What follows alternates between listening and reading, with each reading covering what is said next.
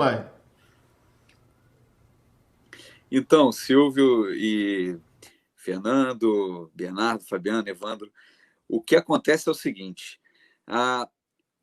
o problema da cultura da morte no SUS não é de hoje, tá?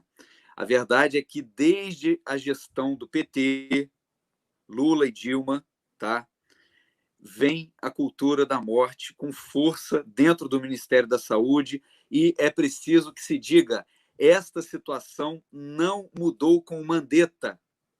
Ou seja, o presidente Jair Bolsonaro, como o Silvio falou, eleito por 57 milhões de brasileiros, com a pauta pró-vida, tá, encabeçando o seu plano de governo, tá, não tinha um ministro da Saúde à altura que pudesse remover esses problemas do Ministério da Saúde. Então, persistiram os problemas de aborto e também de ideologia de gênero, tá, dentro do Ministério da Saúde. E mais, não cessou a submissão do Ministério da Saúde aos protocolos da OMS e da ONU, porque estão aqui, ó, nas notas nas notas de rodapé da nota técnica, tá? Estão aqui todas as referências de ONU, OMS, o Fundo das Nações Unidas para a População, né? Febrasgo, a Federação Brasileira lá de Ginecologistas, que é radicalmente abortista, tudo isso está lá dentro e continua lá dentro desde o PT. Ou seja, a gestão Bolsonaro, através do Mandetta, não conseguiu eliminar esses problemas do Ministério da Saúde. Tá? Foi incompetência do Mandetta. Né? O Nelson Teich nem conta, porque ele ficou muito pouco tempo. Agora, este ministro aí, aqui veio, né? o general, aqui veio. Tá? Então, a OMS, essa submissão do Ministério à ONU, à OMS, quem são esses burocratas da ONU e da OMS?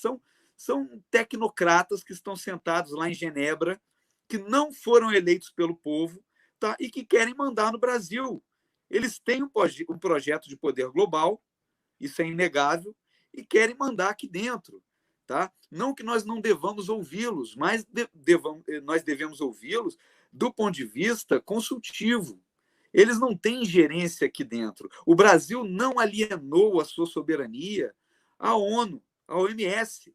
Né? E o que nós vemos é o contrário disso. A Agenda 2030 da ONU, que é o embrião de uma constituição global que prevê ali, com toda a radicalidade possível, os direitos sexuais e reprodutivos, que são eufemismo jurídico para aborto, tá? Ela está valendo aqui dentro, ela está valendo no Ministério da Saúde, como demonstra essa norma técnica. Então, a pergunta é, nós teremos um Ministério da Saúde soberano, um Ministério da Saúde brasileiro, sob a batuta do presidente eleito, ou nós teremos uma ingerência externa, via OMS, via a ONU, tá?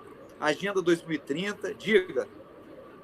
É só colocar a Damares para fiscalizar o Ministério da Saúde, você vai ver, não vai ter nada dessas coisas. Eu tinha até uma coisa para acrescentar, Henrique, se é mais ou menos o que você está falando. Se não se trata de uma questão que não é só moral ou religiosa, né? É um desenho de algo para transformar, tipo a gente tem aqui o INCRA, né? Depois ficar uma coisa já anti-abortista plenamente, né? É isso que você está falando, não é? Sim, porque, veja bem, o que seria preciso fazer, tá? Num primeiro momento, Fabiana?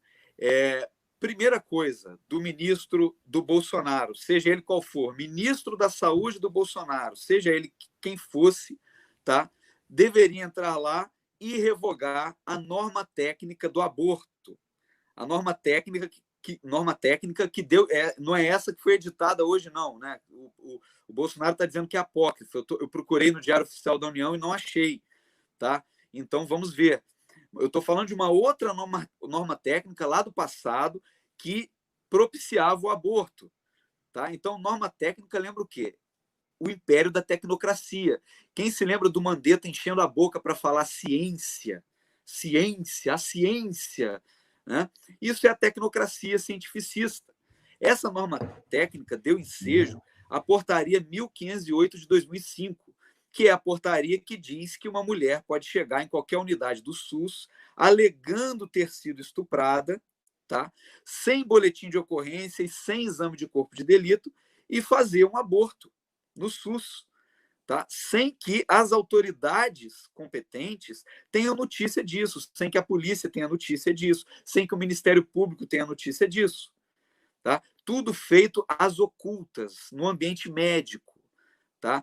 Então, será que a vida humana está valendo tão pouco assim?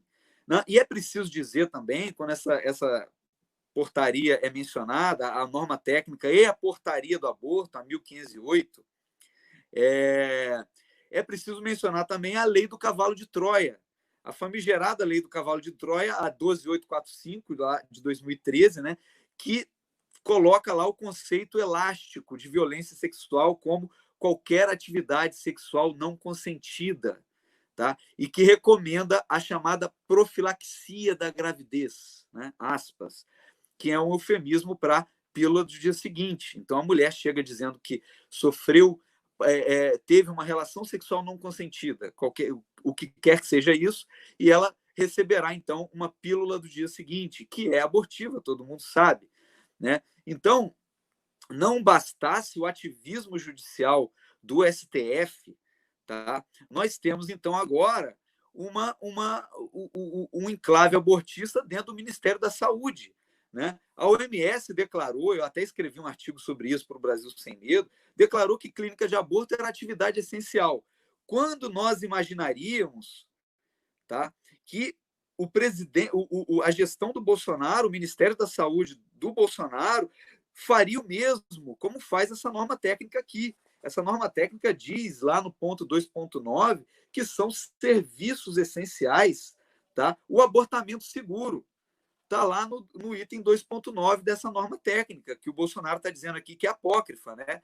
Eu espero mesmo que seja e confio nele. Né? Mas o que acontece é que nós temos os inimigos no judiciário, o STF vem caminhando para a legalização do aborto. O primeiro passo foi lá em 2008, com aquela ADIM da Lei de Biossegurança, que permitiu o descarte dos embriões gerados em clínicas de fertilização in vitro com pesquisas científicas, que eles poderiam ser usados em pesquisas científicas e, portanto, destruídos. Esse foi o primeiro passo. O segundo passo foi em 2012, com a DPF 54, que legalizou o aborto dos anencéfalos. O terceiro passo foi o habeas corpus do Barroso, que o Gilmar Mendes botou o dedo na cara dele e falou que ele tentou dar o golpe do aborto no Supremo. Né? É esse habeas corpus, uma quadrilha de aborteiros da Baixada, que o aborto deu errado lá na clínica clandestina, o corpo da mulher foi ocultado, esquartejado, incendiado, e a turma do STF soltou essa quadrilha de aborteiros. Tá? E o Barroso aproveitou, não era objeto do habeas corpus, o objeto do habeas corpus era a prisão dos criminosos. Não tinha nada a ver ali legalização do aborto, não recepção pela Constituição dos artigos que criminalizam o aborto no Código Penal. Não tinha nada a ver, e o Barroso inseriu isso no habeas corpus. Esse foi o terceiro passo. E o quarto passo, que ainda não está concretizado, é a DPF 442, ajuizada pelo PSOL, que pede a legalização do aborto até o terceiro mês de gravidez. Né? Esse aí é o coração da besta. Nós temos que mirar a nossa artilharia nessa DPF, que esse é o coração da besta. Então, se não bastasse o ativismo judicial do STF, nós temos agora inimigos internos, como o Silvio falou, né, dentro do Ministério da Saúde. Da onde vem isso? Né? E a Fabiana disse, né, precisamos, então, criar ali um enclave pró-vida. Né? Então, não basta que o ministro da Saúde do Bolsonaro revogue a norma técnica, a portaria 1508. Tá? É preciso que o Congresso Nacional também revogue a lei 12.845 e que o Ministério da Saúde, no âmbito do Executivo, tá, ofereça iniciativas para acolhimento de mulheres com gravidez indesejada. Tá? Afinal de contas, como diz lá o lema pró-vida da Argentina, né, nós somos por las dos vidas. Né?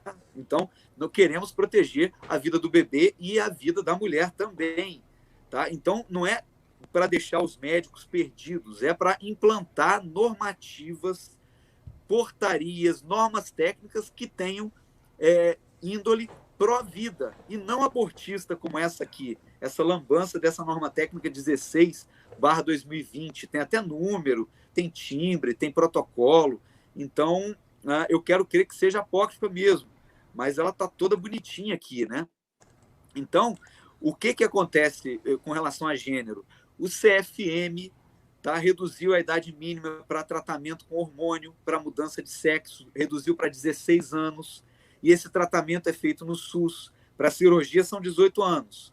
Né? Então, dinheiro público do SUS está sendo usado para tratamento hormonal para mudança de sexo. Isso, ninguém fala que isso causa problemas fisiológicos, anatômicos, hepáticos, renais. Tá? Então, psicológicos. Aumenta a taxa de suicídio enormemente.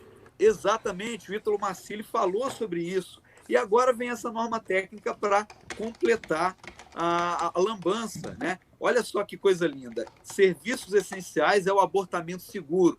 Aí eles vêm com essa historinha de aborto seguro, de aborto legal, sendo que não existe aborto legal no Brasil. O que o Código Penal diz é que não se pune. Tá? Tem penalista que vai dizer que aquilo ali exclui o crime, mas o fato é que não exclui o crime. Aquilo é uma escusa absolutória, porque a letra da lei é muito clara, não se pune. Tá? Escusa absolutória, por exemplo, também nós temos para filho que furta pai. O filho que furta pai, ele tem a escusa absolutória, ou seja, continua sendo crime, mas ele não é punido. Mas continua sendo crime, não deixa de ser crime. É por isso que o aborto no Brasil é crime em todos os casos. Tá? Em todos os casos. Não existe aborto legal no Brasil. Então, se o aborto é crime em todos os casos, como é que o Estado vai incentivar um crime? Como é que o Estado vai dizer que um crime é serviço essencial e que tem que haver condições seguras para a prática desse crime? Imagina agora o Ministério da Justiça. Tá? O Moro até era capaz de fazer isso, né?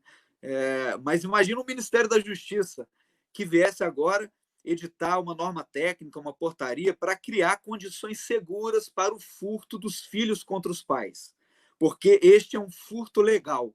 É um furto legal, porque ele não é punido. O filho pode furtar o pai, ele não é punido. Então agora o Ministério da Justiça vai criar condições para que eles façam isso em segurança.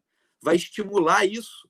É claro que estamos diante de um absurdo, né? E todos esses eufemismos aí, como o Silvio falou, todo o linguajar da ONU, politicamente correto, saúde sexual e reprodutiva, aborto legal, né? Atenção à violência sexual, acesso à contracepção de emergência, e por aí vai. Né? São muitos absurdos. Eles disseminam pílula do dia seguinte, eles disseminam DIU, tudo isso é abortivo. Até a pílula anticoncepcional comum é abortiva, porque ela tem dose baixa de hormônio e nem sempre ela garante o efeito anovulatório. E se a mulher não ovula, ela pode engravidar. Mas se ela engravida, o útero não estará preparado para receber a criança. Então, até a pílula comum é abortiva. E tudo isso é distribuído com dinheiro público, né? E DIU e tudo mais, pelo dia seguinte. Agora, infelizmente, isso é feito com respaldo na lei. A lei que eu citei é 12.845 e a lei 9.263, que é a lei do planejamento familiar. Tá? A Constituição fala em planejamento familiar e existe uma lei que regulamenta isso. Só que essa lei diz que o acesso aos métodos contraceptivos deve ser informado. A mulher que os usa tem de ter informação. Agora, será que elas estão tendo informação correta? Será que as mulheres sabem que todos esses métodos são potencialmente abortivos? Ou os médicos estão ocultando isso delas? O Ministério da Saúde pode estar ocultando isso delas? Essa é a pergunta que fica. Henrique, cara, obrigado. Só falar aqui o seguinte, ó, o Jair publicou agora há pouco uma nota